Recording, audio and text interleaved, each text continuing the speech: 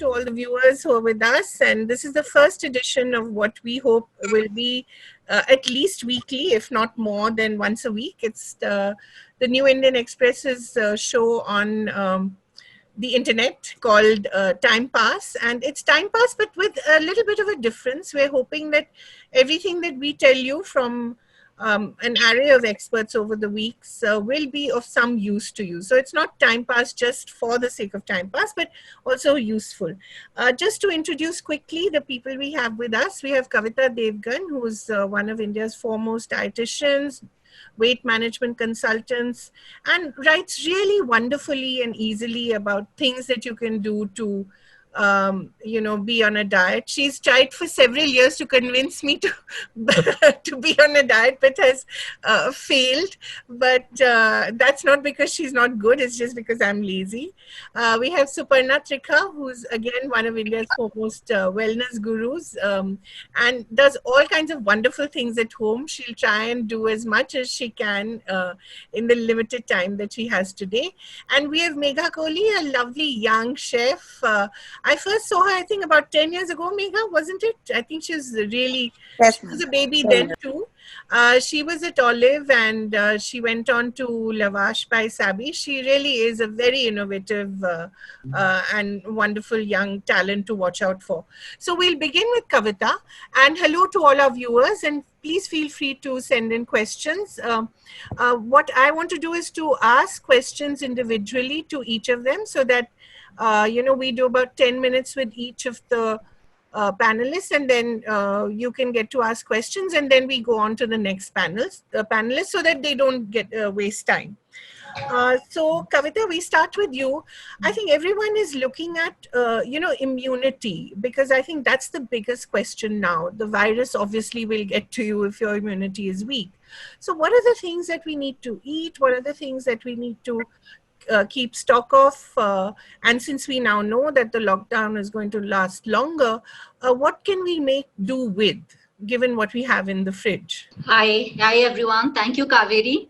It's an absolute pleasure to be here in the first edition of Time Pass, which I'm sure is going to become a lovely entity as time passes. So today, as you said, the first question in everyone's mind is about their immunity, whether they have a strong immunity or not. Yes. Basically, whether they'll be able to give the virus a skip or not, or will they succumb. So we are all stuck at home. There is no doubt about that. And there is no confusion about that. There is no other choice because there is no cure for this virus, and prevention is our only bet. So it's necessary, right? So in fact, I feel that we should use this time very constructively and try and build our health to a level where we are not just able to shake off this pandemic, but, consider health as a continuum and make our immunity so strong that we are not really worried about anything being thrown at us later in future as well. Because Kavita, as you know, all virologists are saying that this is just the first of several viruses that is going to hit us over the years now. Precisely. That's the point, which is why I am again insisting that we have to look at we only start thinking about our immunity when a pandemic hits us. Yeah. That's really wrong, The fact is that we have to keep working on our body as and when and all the time, frankly. And now is the best time, now that you have the time and you have the motivation and you're stuck at home, fortunately or unfortunately. So I think this is a perfect time to start working on your immunity. Right.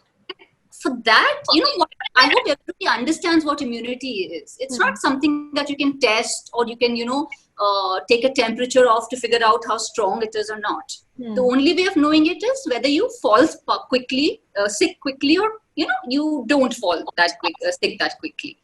And we also here, I must add, need a stronger immunity, because if you do catch the virus, it is our immunity which is going to decide how quickly we're able to get out of it. Right. In both the circumstances, whether you're being careful about your hygiene and not really going out, that is great. That is needed. I mean, there's no choice there. But at the same time, building an immunity is really important to make sure that you stay safe now and also later forever. Yeah. So how can we really go about it?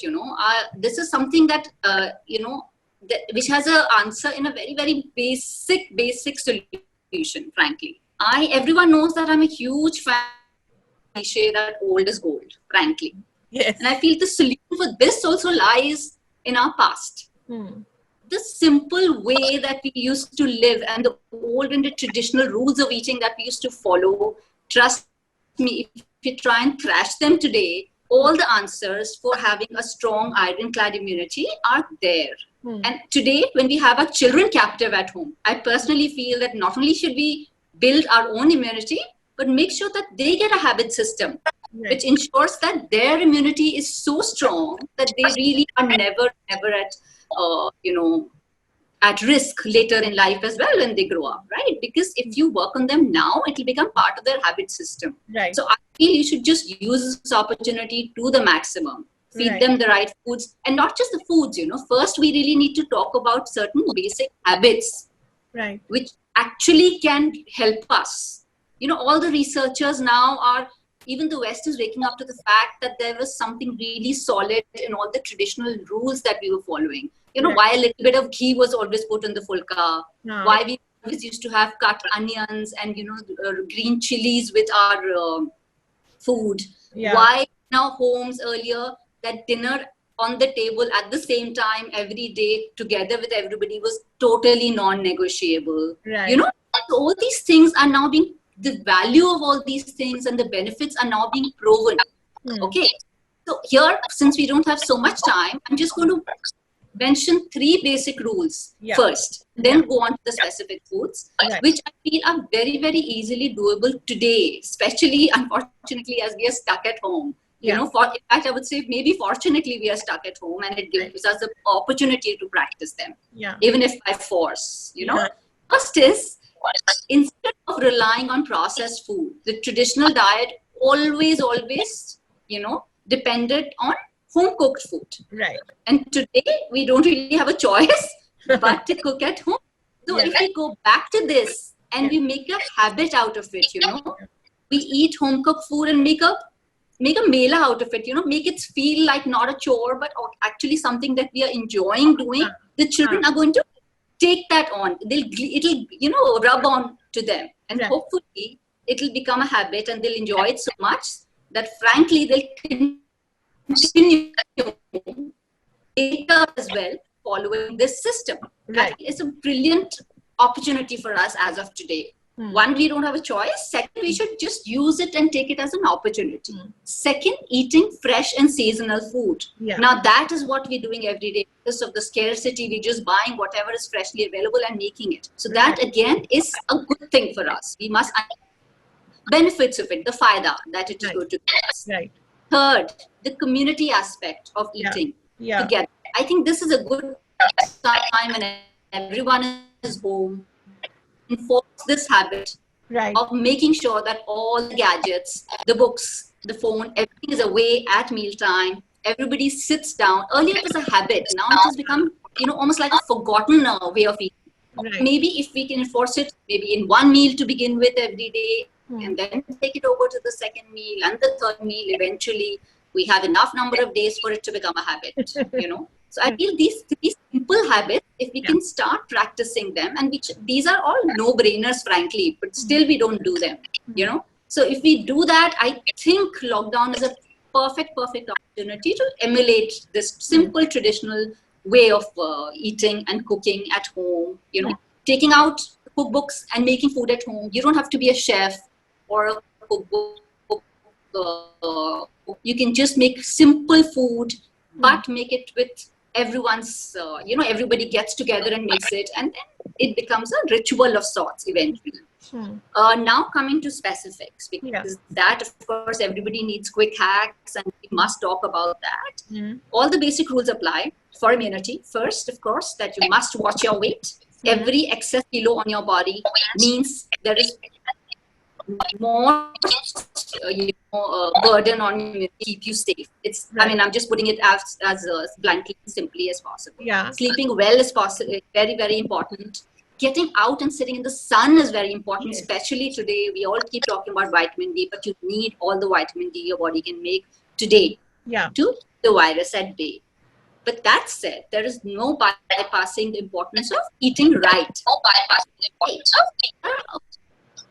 A few foods, which I'm sure the foods that I'm going to mention today are already there in your pantry. You won't really have to go hunting for them, because that's the whole idea. Yeah. And in fact, that's the beauty of these everyday foods, you know. Yes. You don't really know the importance of them.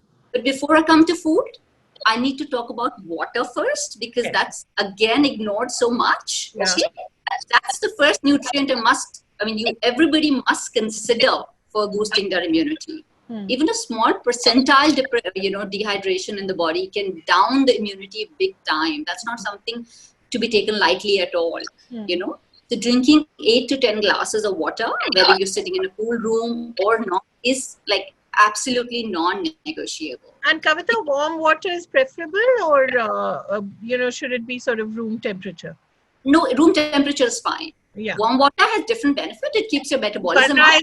Suparna is immediately having a glass of water. Drink of water. Yeah, great. Water is absolutely essential. You know, here, everybody, I face that every day in my clinic. You know, people find it really difficult to remember to drink water. So I have a very simple way of teaching them. There's something I can probably just share here. Yeah. Just have 2 glasses of water the moment you get up in the morning. Right? Begin with 1 if you find too difficult, and build it up to 2. Yeah. And then fill 1 liter bottle of water and hook or by crook, whether you have to put an alarm for it or not, finish it by 1 o'clock. Right. And then refill that same bottle and make sure you finish it before your dinner. Okay. That's the easiest way, frankly, to ensure and keep track of how much water you're having. Okay? Yeah. And if you do this, you'll be fine. And so that's the first thing that everybody must start tracking their water intake. Right. Right? Then, of course, I have to begin with haldi. Yeah. That's our, export to the world. And everybody knows about the benefits of haldi. And biggest of those, there are like thousands of benefits, but the biggest of all is that it's a strong flu fighter. Right.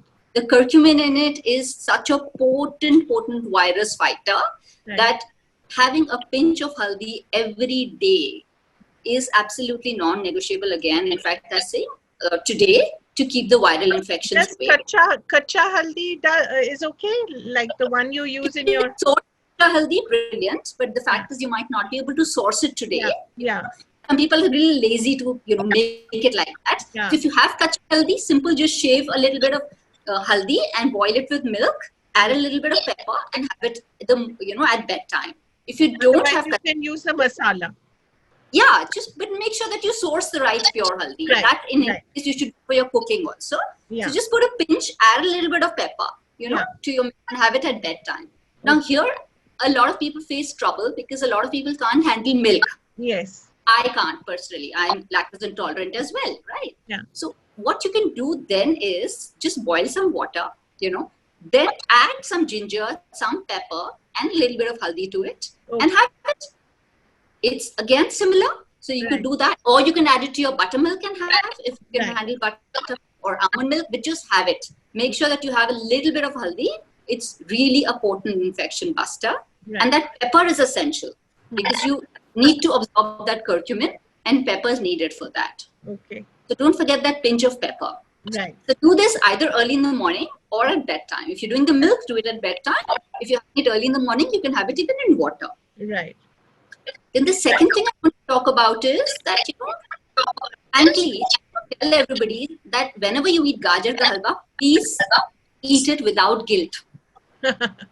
Really, honestly, it's one of the best things you can do, unless sugar is an issue, Then there are other ways to have carrots. But carrots you must eat because the beta carotene in them is, because it gets converted to vitamin A in the body. Right. It's again really an essential ingredient, to boost the production of infection-fighting killer cells in the body. There's a direct connect. So either have gajar ka halwa or have gajar ka juice or just chomp on gajar. In fact, raw gajar is even better, frankly, because the beta carotene, you get all of the beta carotene from gajar when you have it raw. Okay. So then, of course, the other easiest thing to source, but most people don't, unfortunately, is amla. Yeah. So Vitamin C is the other nutrient that you have to keep in your pocket at this time, and amla is the best way to get it. It's loaded with vitamin C. So either have just the amla juice early in the morning, or you can just shred it and keep adding it to anything and everything. You can add it to your salads. I even add to my soup. Or if you again murabba for children especially. Yeah. One amla murabba a day is the easiest way to make them have amla, because they might not like the juice, frankly. Of course, nimbu. We have to talk about nimbu, and I'm sure every household has nimbu stocked up. Yeah. Your lemons is absolutely essential, because we have to make sure that we keep our gut in an alkaline situation. Right. And is the best way to make sure that it doesn't really get acidic, because when it's acidic, that's when the bacteria and the virus thrive in our body. So if we keep it the pH at the place where we want to keep it, then lemons can really help there. Right. So have again the way your grandpa used to do it, 1 cup of warm lemon water early in the morning is the best way to do it. For children, maybe just make a lemonade with a few mint leaves and keep it handy. So if they want to drink something, that's what they should go for. Yeah. Freshly squeezed lemon on everything everybody's eating, like poha, your salads. Those are the things that are very easily done, but we forget. Yeah. So again, they should be done. Now, flax seeds, you can still have it all of April. Maybe from May onwards, you need to cut down on them because they're really warm. But now you can have them a little, because they are one of those rare vegetarian sources of omega-3, which we need again for a thriving immunity system. So add it to your porridge person, oats person, maybe add it to that. But if you're not that, then you can probably even add it to your dal. Right. I think just adding it to your dal, mixing it up, and nobody will be any wiser, and it will go in, your children's diet as well. Yogurt is another important thing. And this is a habit that I feel if you can teach your children today, to have a cup or 2 of yogurt every day. And preferably made at home, Kavita? Preferably made at home. But if you can't, then get hold of yogurt, but have it.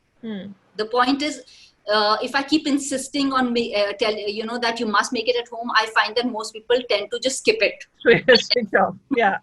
I'd much rather that, I tell them that, of course, it is the best, but if that is not possible, these days you can still make it because you have the time, right? Yeah. But if you don't, and you might not be able to source fresh dahi from outside, so maybe make it at home now. But even if you can't, idea is to have yogurt, at least 2 cups for everybody. Wonderful. That's not for protein and calcium what I'm talking about here. It's again for the good bacteria, because most of your immunity system stems from your gut, like I mentioned earlier also. Right. So it's really important to keep your gut really happy. So if your gut is not happy, then you are bound to catch something or the other. If not this, then something else, right? Great. Spices. That spice dabba is the best medicine you can even think of. What we have, and it's so underrated, frankly. Yeah. I see people using just 3 spices. It's like salt, lal mirchi, and maybe garam masala, just to finish off the thing. But there's so many other salts, like turmeric I've already mentioned. There's cinnamon, there's peppercorn, there is cardamom, tulsi. If you have a tulsi plant, nothing like it. A little bit of ginger. So you take all of these, boil it in water. Clove. I'll just repeat them again. Clove, peppercorn, turmeric, cardamom, tulsi leaves, and ginger. So you just boil it, strain it, and then just sip it. But if you find that a little bitter or something, you can just add these spices, some of them, or maybe all of them, or in totally your choice, sometimes some of them, and then just drink it with your tea. Use that cup, that chai cup that we have at least 2 times a day as a potent infection fighting vector. I personally feel is the best way to take in what we must, And in any case, tea is such an excellent relaxation tool. I don't know about you, but for me, it's like really one of those relaxing things. And relaxation and busting stress and keeping it away is one of the best ways to fight flu. Great. Thank you so much. Thank you so much, Kavita. I'll now bring in Suparna, and really taking off from what Kavita has been talking about, building our immunity. The other big aspect, Suparna, has of course been the whole idea of washing hands, taking care of your skin, taking care of your hygiene, and really that's where you step in, Suparna, because how does one deal with this whole the hygiene issue and yet take care of the skin, because that's so important as well. Thank you, Kavita. That was really wonderful. But I think we may just be coming back to you. So if you want to stay with Sure, us for a little while longer, it'll be great. I'm around. Yeah. Yeah.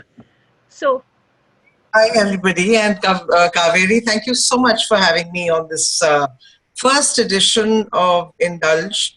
And I think this is what this first edition should really be about: is indulging yourself. yeah. I take the lockdown to be a blessing in disguise Right. because I meet people practically every day. When I speak to them about skin and hair care, there is only one sentence I hear from them, and that is, "We don't have the time." Right. So now you have all the time in the world to indulge, pamper, discipline, and look after your skin and hair. Right. And first, as you said, we have certain issues because we're stuck with things like this, which is hand sanitizer, having 70% of alcohol, which dries out the hands, as well as regularly washing the hands. Right. So you need oils on your skin which are going to be ripped completely. Right. I'm going to show you a very simple real home ingredient which we have in breakfast every day, which is oats. So you just need to take about 1 spoon of oats, and I've put it into a bowl, into a simple glass bowl, and I am going to add a little bit of water to this. Oats are something which are softening. In fact, you'll find oatmeal and oats to be in a lot of softening creams. So when you start reading labels, especially of products which are into Ayurveda, you can mix in milk also. So I'm just mixing this. I don't know whether you can see it, but it's just becoming like one thick paste. And you take it at the hands after washing your hands with, a hand wash or a soap. You just rub these oats and leave them for about 5 minutes. So I'm going to leave these oats on my hand. This can also be used on your face, because I know a lot of us who do not have house helps, Kaveri, are now cleaning, sweeping, swabbing. So their skins are like subject to dust and grime all the time. Right. And the weather changing, we're into spring. Yeah. So, the skin can feel very leathery and dry and lackluster. Leave this oatmeal until it dries, and then just rinse your hands with water after 5 minutes. Right. And you will find that you don't even need to use a moisturizer or a cream, because your hands or your face becomes super soft in just 5 minutes. Interesting. So it's a very simple thing, and something which can be imbibed. But then again, like what Kavita has also been talking to us, that what we are propagating is nothing new. It's not a rocket science. Right. Look at skin, cooking slowly, cooking healthy. These are all things which our great-grandmothers, our grandmothers used to imbibe into their daily lifestyles. Right. And people have been talking about slow cooking. They've been talking about, meditating, doing yoga, drinking water, looking after the skin and hair. It's just like brushing your teeth. So we as adults tell our children when they're growing up to brush their teeth every day. But how many of us tell them to clean their skin? Yeah. None of us. Yeah. So when you meet somebody for the first time, you don't look into their mouth. The first thing that you see is this. Yeah. And it's never looked after in our growing years. It's just wash your face and, come and study or go and, sort of go and have food. Yeah. So now I've actually rubbed it off because my hand was dry and I don't have a tap. And I can tell you that there is a marked difference between both my hands. I mean, this is feeling like really baby soft. So this is, I should say, a lockdown tip, which any of you can do. And if you don't have oats in the house, you can pick up barley. You can have jaw. So jaw also will have the same result. And I think disciplining, because I have a whole team of therapists who work with me. So pampering for me has never been very difficult. But I've come to realize that you can do very simple things yourself. And because we're cooking, all these ingredients are available for you in the kitchen. So if you are a person who suffers from something like open pores, are you going to go and make a fancy mask? No, you have a very simple ingredient here, which is high on vitamin C. It's excellent for the skin, and tomatoes are slightly acidic in nature. So all you do is you cut the tomato in half and you rub it onto your skin. You start rubbing it, especially on areas which have open pores, which means the nose, the cheeks, the chin, and the forehead. And you let it dry completely. Wash your face with cold water, and you will find that your open pores will start shrinking slowly over a period of time. Then there's one more question from Chidatmika Khatua. How, tips for pimples for oily skin, especially now in Odisha being very hot. What do I do for oily skin, for pimples on oily skin? That's a question. First and foremost, follow Kavita's advice. Drink at least 10 glasses of water every day, because acne and pimples again start from within. So you need to flush out your toxins. There's only two ways to do it. One is to drink water so that you flush out toxins through urine. The second way is to exercise, because it helps increase blood circulation. Besides this, at home you can make a very simple wash with about 5 tablespoons of multani mitti, fuller's earth, to which you can add the paste of 2 teaspoons of neem leaves. So you just grind it in a mixie, or you can do it on a silbatta. Add 2 teaspoons of fresh neem paste and 1 teaspoon of camphor. When you have mixed these ingredients, take a teaspoon at a time, add rose water, and just wash your face with this. You can leave it on as a mask, and you will find slowly the oiliness in your skin will reduce. And besides this, because camphor and neem both are antibacterial, they will also help reduce your acne and pimples. So there you have a very simple remedy. Wonderful. I think that, lots more questions for you. I'll take one more and then we'll go on to Megha.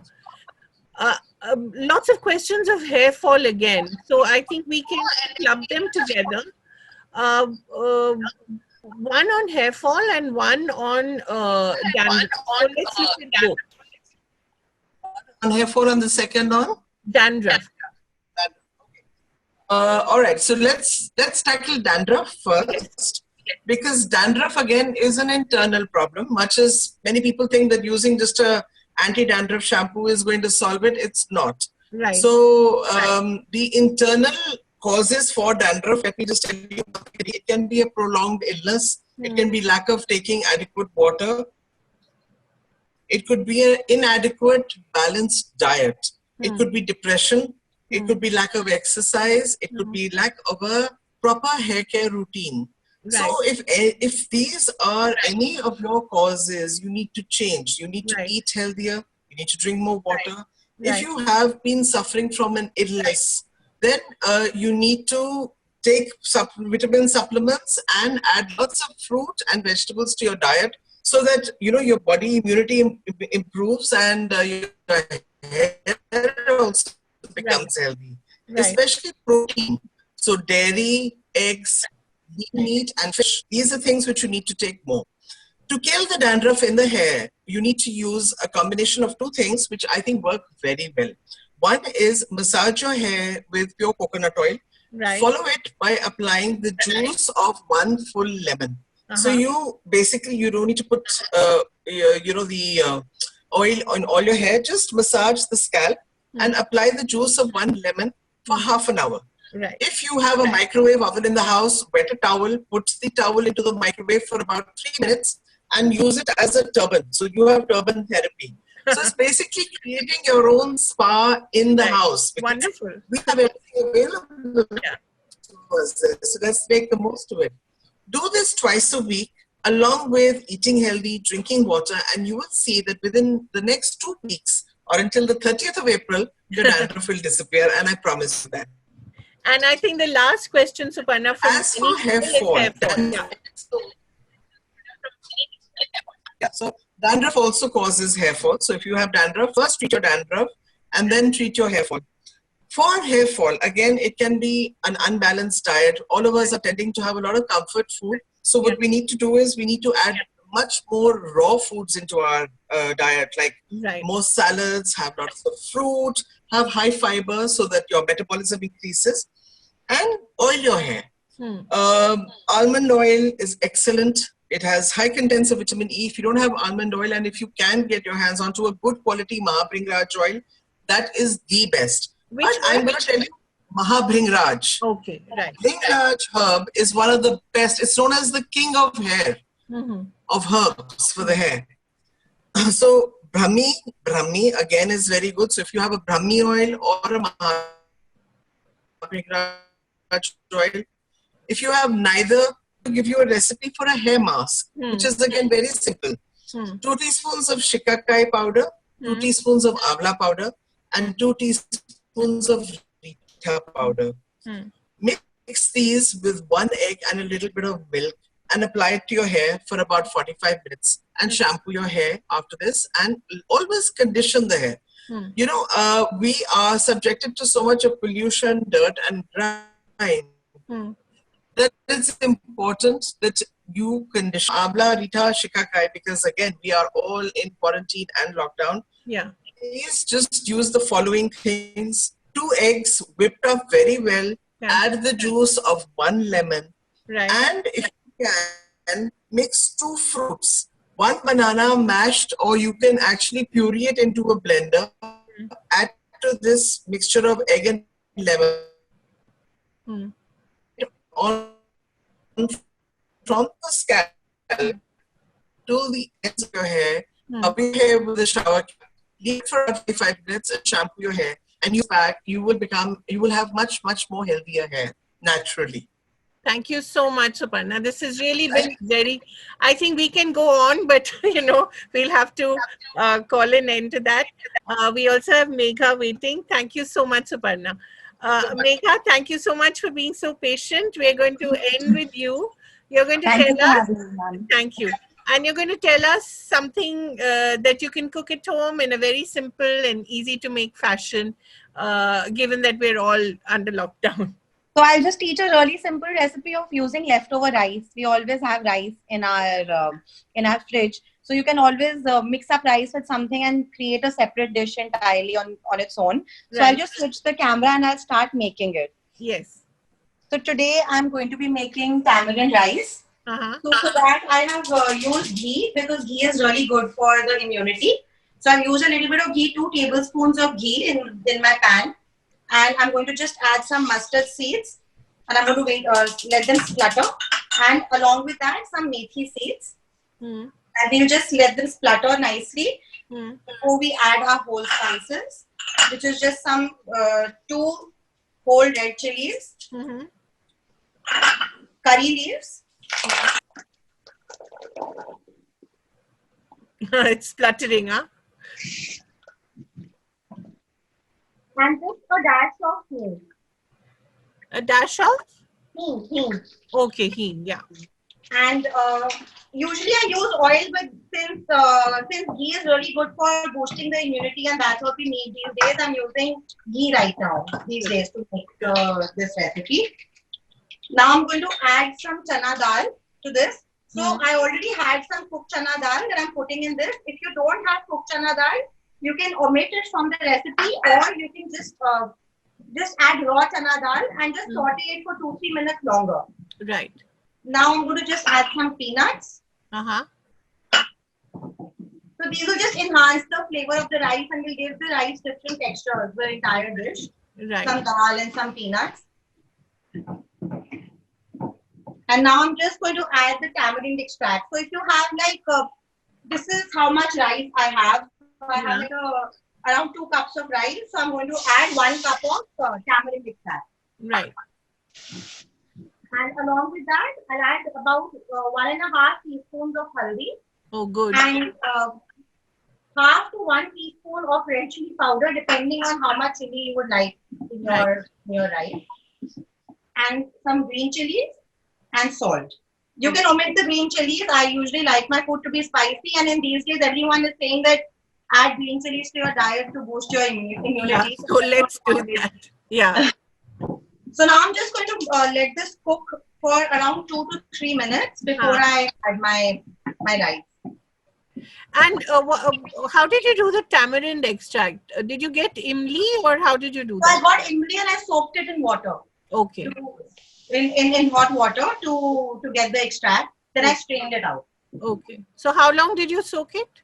For around 5 to 10 minutes, ma'am. Okay.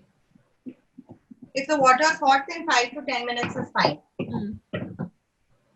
It looks nice. It must be smelling really good, huh? Yes, it smells really nice. I was just about to say that. I wish we had a button for smell as well. Yeah.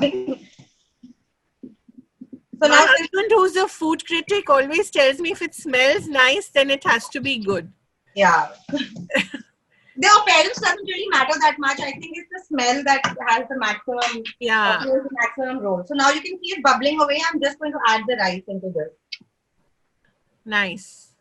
So like even if you have one bowl of rice, you don't need to worry that, oh God, now what should I make?